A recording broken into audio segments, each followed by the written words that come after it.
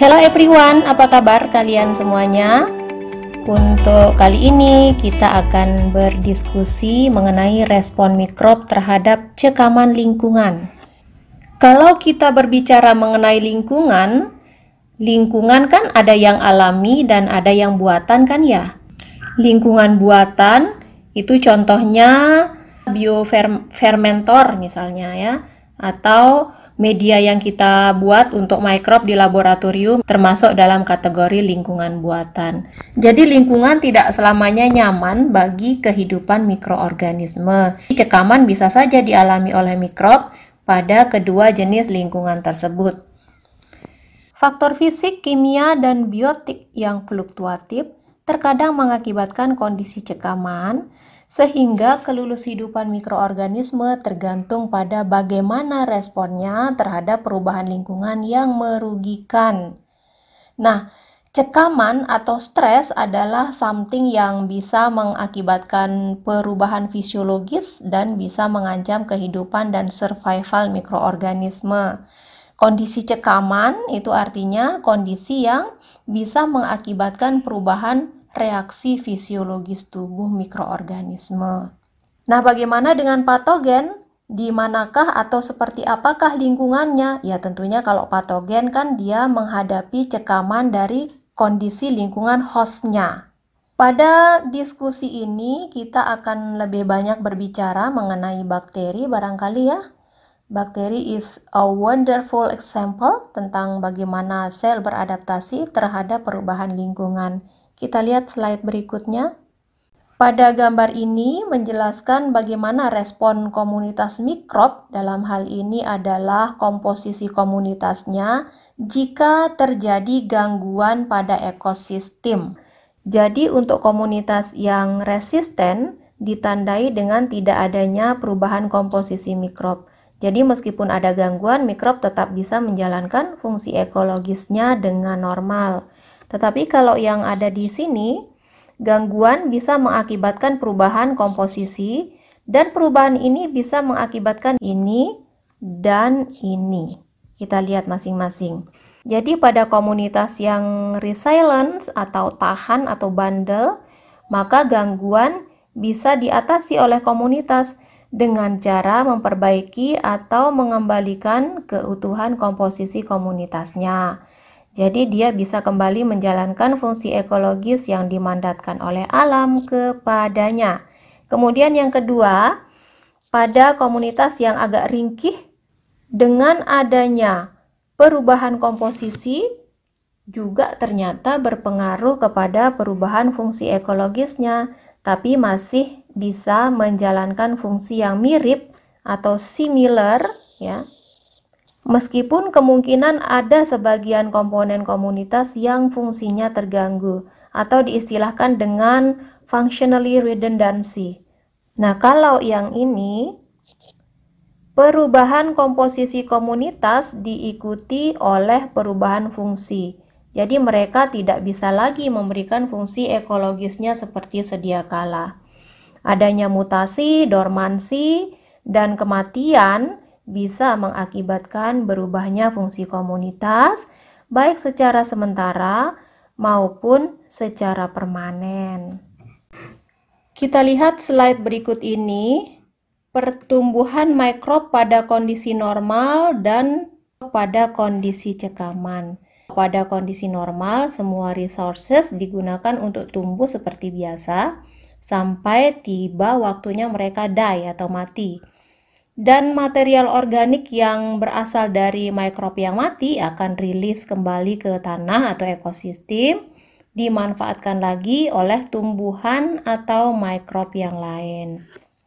Kemudian pada kondisi cekaman, misalnya pada kondisi penurunan water potensial yang ada di dalam lingkungan, ini bisa berdampak langsung pada kondisi fisiologis mikrob, sehingga mikrob harus segera melakukan aklimasi. Jadi masih ingat kan aklimasi atau adaptasi fisiologis?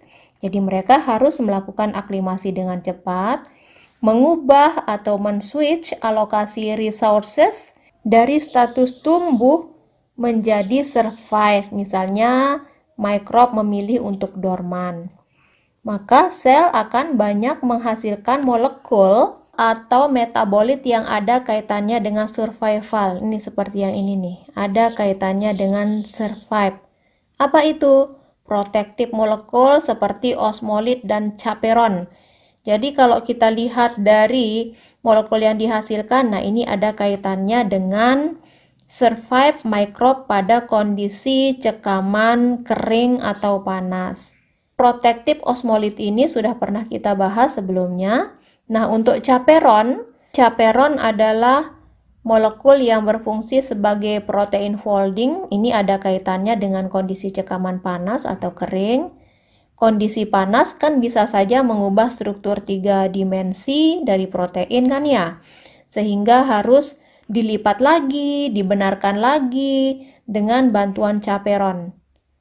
Untuk menjaga integritas protein juga chaperone ini berfungsi di sana. Jadi kalau nanti kalian baca jurnal ada menemukan HSP 70, HSP 90, nah itu ada kaitannya dengan chaperone. HSP atau heat shock protein.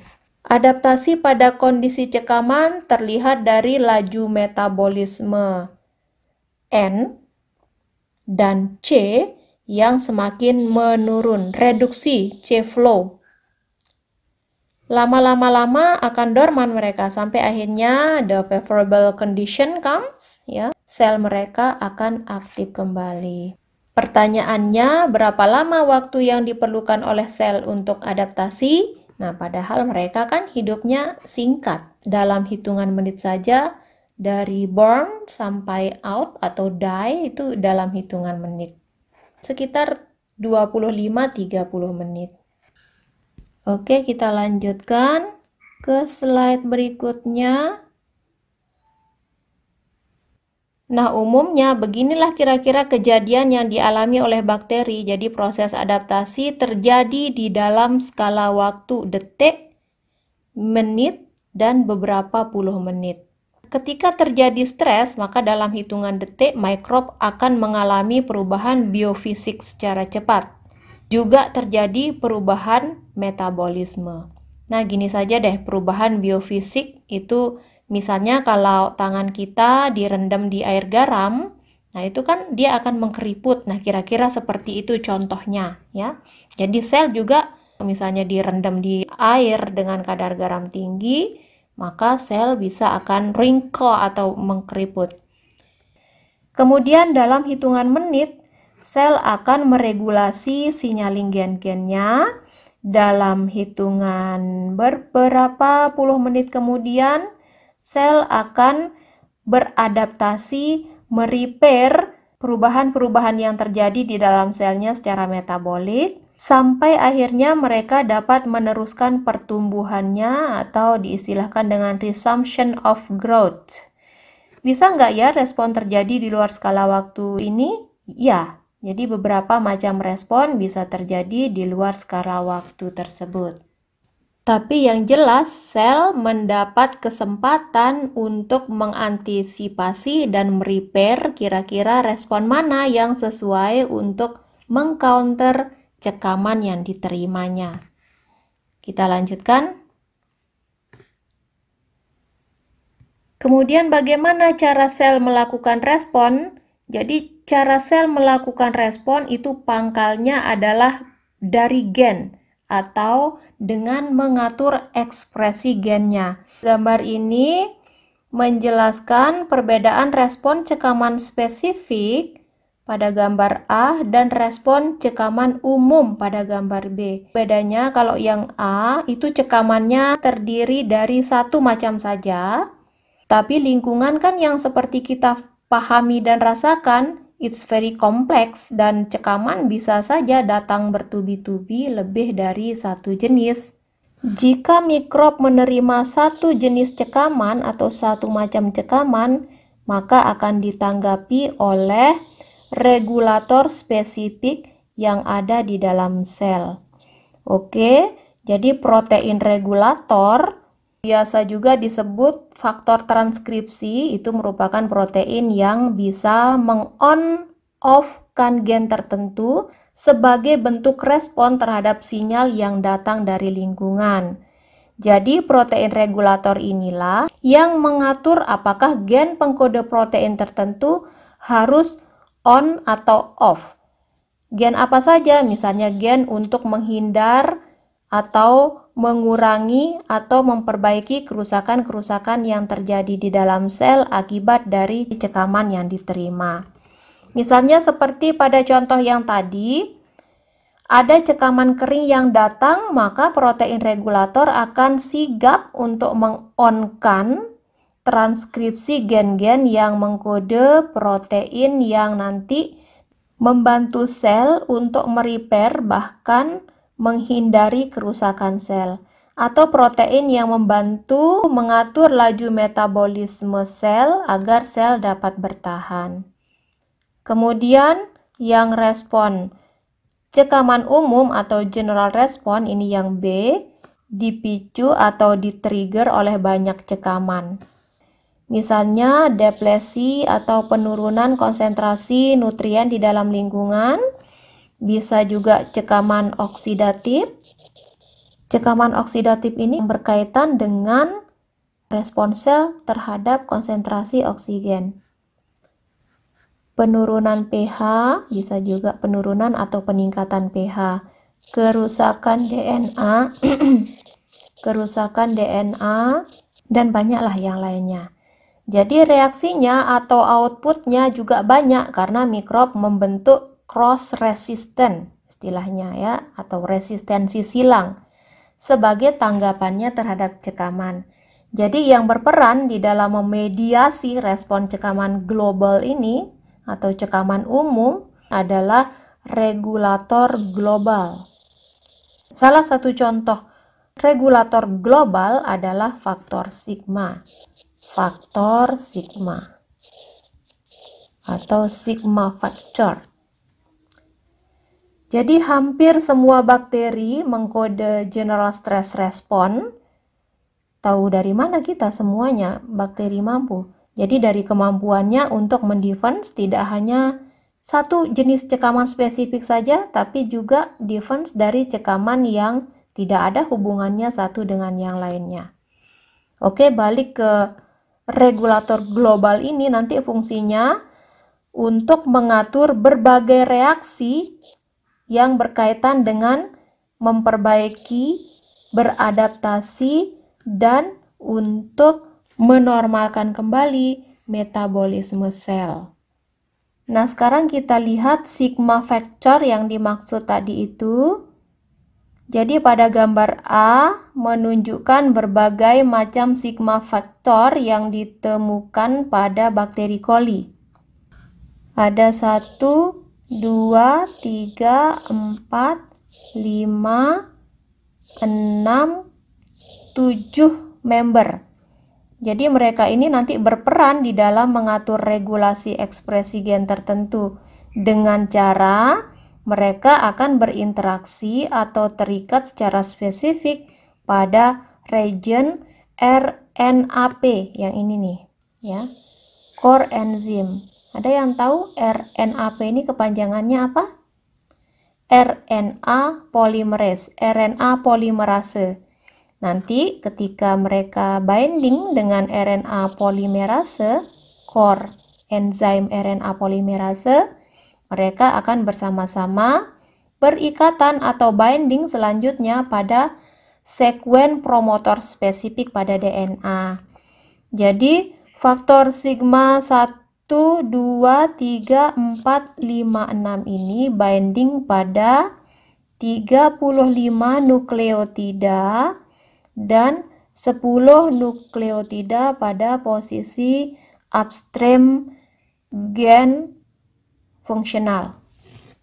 Sedangkan member yang ketujuh ini agak lain posisi bindingnya, yaitu pada 24 nukleotida dan 12 nukleotida pada posisi upstream dari gen yang akan diekspresikan. Kemudian yang B, faktor sigma yang tadi yang yang member 1, 2, 3, 4, 5, 6, dan 7. Nah, ini mempunyai fungsi yang berbeda-beda. Misalnya untuk yang member yang pertama, berfungsi mengatur transkripsi housekeeping genes. Apa yang dimaksud dengan housekeeping genes?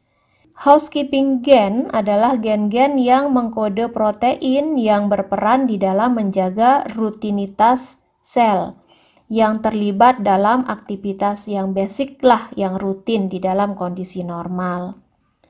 Kemudian yang member yang kedua, ini mengatur transkripsi gen-gen yang berkaitan dengan fase stasioner. Yang ketiga, yang heat shock response, respon terhadap cekaman panas. Kemudian motility yang 5 dan 6 itu berkaitan dengan ekspresi gen extracytoplasmic function. Jadi berperan dalam mengatur ekspresi gen-gen yang berkaitan dengan fungsi ekstrasitoplasmik. Ekstrasitoplasmic function itu misalnya gen-gen yang berhubungan dengan virulensi, misalnya seperti itu. Sangat detail sekali. Ini kita baru bicara sigma faktor, jadi detail-detail yang lain masih sangat banyak sekali, dan ini merupakan suatu message bahwa sel begitu sangat cerdas mengatur dirinya sendiri, kan gitu ya. Seperti yang dipelajari pada E. coli, di sini ada RPOS. Jadi RPOS adalah salah satu sigma factor yang dimiliki oleh E. coli. Jadi sekali lagi bahwa RPOS itu bersifat general atau general stress sigma factor yang dia respon terhadap multiple stress condition dan dia bisa menginduksi sel untuk masuk ke fase stasioner. Mungkin gambar ini terlihat agak rumit, kita mulai saja dari mana? Nah, ini dari sini ya. Kita mulai dari sini, ini adalah sekuen gen yang ketika ditranskripsi, ini adalah gen RPOS, akan menghasilkan RPOS mRNA sebagai hasil transkripsi atau transkripsnya. Karena RPOS mRNA ini ditranskripsi dari gen yang seperti ini, maka ujung yang ada di sini itu akan ikut ditranskripsi menjadi ini dia nih. Jadi ujung yang ini akan ikutan sehingga transkripnya menjadi agak panjang. Ujung yang ini tuh bisa terlipat atau folding dengan sendirinya sehingga ribosom bisa gagal mentranslasi RPOS mRNA. Nah, di dalam sel ada yang namanya sRNA atau small RNA. Mengapa small? Karena ukurannya beberapa ratus nukleotida saja, ya sekitar 50 sampai 500 nukleotida. Dan nukleotidanya ini bersifat non-coding. Jadi small RNA ini juga dihasilkan oleh sel sebagai responnya terhadap sinyal cekaman yang berasal dari lingkungan. Tugasnya apa? Small RNA ini, jadi dia akan binding dengan ujung sini. Ini dia akan binding dengan ujung yang sini tuh. Sehingga posisi AUG akan menjadi free. Jadi ingat kan kalau AUG, metionin adalah kodon sebagai tempat dimulainya translasi oleh ribosom.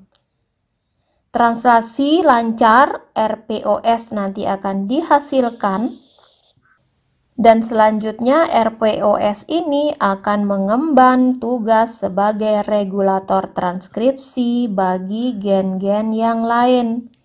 Untuk sampai dan bergabung dengan core RNA polimerase yang ada di sini, maka RPOS ini akan dipandu oleh molekul CRL. Sinyal yang diterima dari lingkungan juga ternyata direspon oleh sel dengan mensintesis antiadaptor. Yang ini, antiadaptor. Jadi antiadaptor ini justru berfungsi untuk mendegradasi RPOS ketika level molekulnya itu meningkat di dalam sel. Very amazing ya. Jadi sangat rapi dan sistematis sekali sel mengatur dirinya sendiri. Nah, mungkin saya perlu tambahkan contoh regulasi opron lak. Jadi opron laktosa. Mengenai opron, apa itu opron? Mungkin kita lewatkan saja ya, nanti kita buat kelas diskusi khusus untuk opron. Mulai dari mana ya? Sebentar. Oke, untuk opron laktosa kita mulai dari gambar ilustrasi. Jadi gambar ilustrasi ini juga Anda bisa lihat di internet banyak. Jika ada laktosa di lingkungan, misalnya ini adalah laktosa karena dia terdiri dari glukosa dan galaktosa. Jika ada laktosa di lingkungan terdeteksi oleh mikrob, maka laktosa ini akan ditransport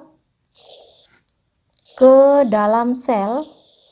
Ini adalah out, ini in, internal sel ya. Laktosa akan ditransport melalui transporter khusus yang dinamakan dengan permease. Ini permease. Laktosa akan masuk ke dalam sel. Laktosa ikatan 1,4, kemudian akan dipecah menjadi glukosa dan galaktosa oleh enzim beta galaktosidase. Glukosanya nanti bisa dipergunakan oleh sel, galaktosa juga demikian. Laktosa di dalam sel juga akan diubah menjadi alolaktosa. Alolaktosa ikatan 1,6 diubah oleh beta galaktosidase. Oke. Alolaktosa juga bisa diubah menjadi glukosa dan galaktosa oleh beta galaktosidase.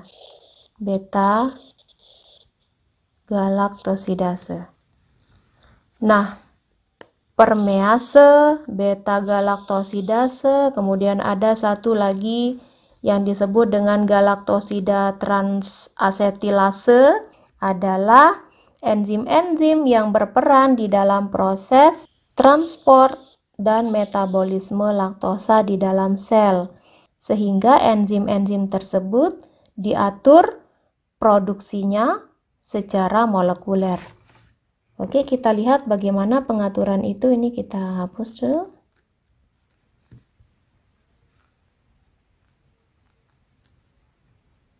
Jadi ketiga jenis enzim yang tadi, beta galaktosidase, galaktosida permease, dan galaktosida transasetilase dikode oleh gen yang berada dalam satu operon yang disebut dengan operon laktosa. Kira-kira gini, operon laktosa ya. Operon laktosa. Ini sekuen ujung 5 kesananya ujung 3 ya. Oke. Di dalam sekuen ini ada sekuen promotor di sini. kemudian sekuen operator. Barulah di sini sekuen gen fungsional.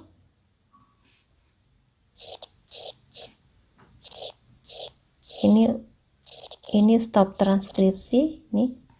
Gen Z, gen Y, dan gen A. Gen Z ini nanti akan mengkode enzim beta galaktosidase. Kemudian gen Y mengkode permease. Dan gen A ini yang mengkode transasetilase.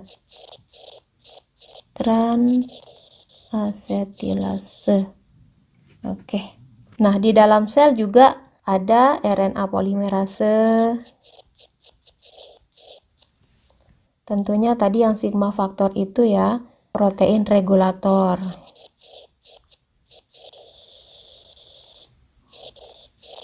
Atau sigma faktor, kita gambarkan seperti ini aja lah. Oke. Ini protein regulator, kemudian RNA pol kita gambarkan seperti ini. Jadi ketika tidak ada laktosa, maka protein regulator ini dia akan terikat ke operator. Di sini dia akan terikat, di sini binding ya. Sini dia akan binding di sini, sehingga RNA polimerase itu dia tidak bisa melakukan transkripsi gen Z, Y, dan A, sehingga tidak dihasilkan mRNA. Ini dalam kondisi tidak ada laktosa. Kita hapus dulu.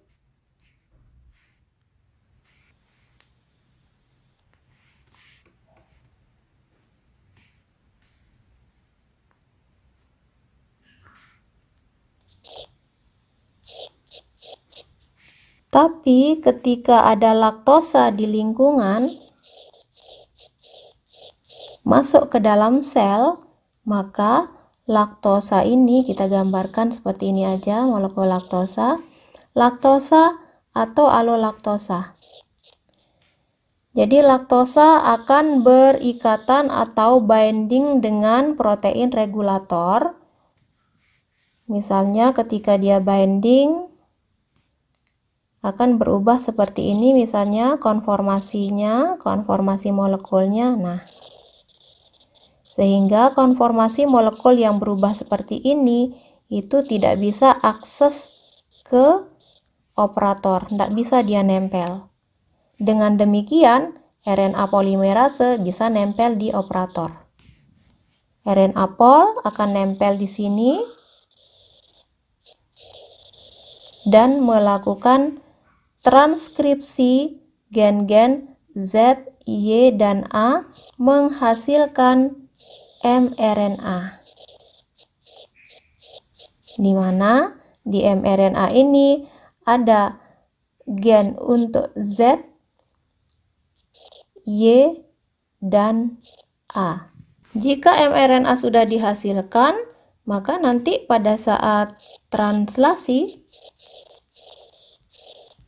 tentunya akan dihasilkan molekul beta galaktosidase, kemudian permease dan transasetilase yang berfungsi untuk mengatur transportasi dan metabolisme laktosa di dalam sel. Nah, ini sebagai gambaran saja, nanti kalian cari video yang pas untuk bisa memahami operon laktosa ini.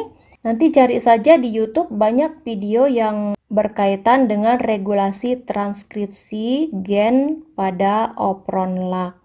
Jadi, operon yang lain tuh masih banyak dan mekanisme regulasinya so complicated ya. Jadi kalau ada yang masih belum dipahami, let's go kita diskusi. Jadi sesudah saya memberikan pengantar diskusi tadi, harapannya kalian bisa menjelaskan dengan memberi contoh bentuk-bentuk cekaman lingkungan yang dihadapi oleh mikrob, kemudian menguraikan secara umum respon mikrob terhadap cekaman, dan menjelaskan dengan contoh bagaimana mekanisme seluler yang terjadi sebagai bentuk respon atau adaptasi mikrob terhadap cekaman. Oke everyone, sekian saja pengantar untuk diskusi kita mengenai respon mikrob terhadap cekaman. Supaya pemahaman kalian lebih tajam, lebih komprehensif, maka saya sarankan kalian untuk mempelajari atau melihat video-video di YouTube yang ada kaitannya dengan respon mikrob terhadap cekaman. Oke, selamat belajar, salam sukses, and bye-bye.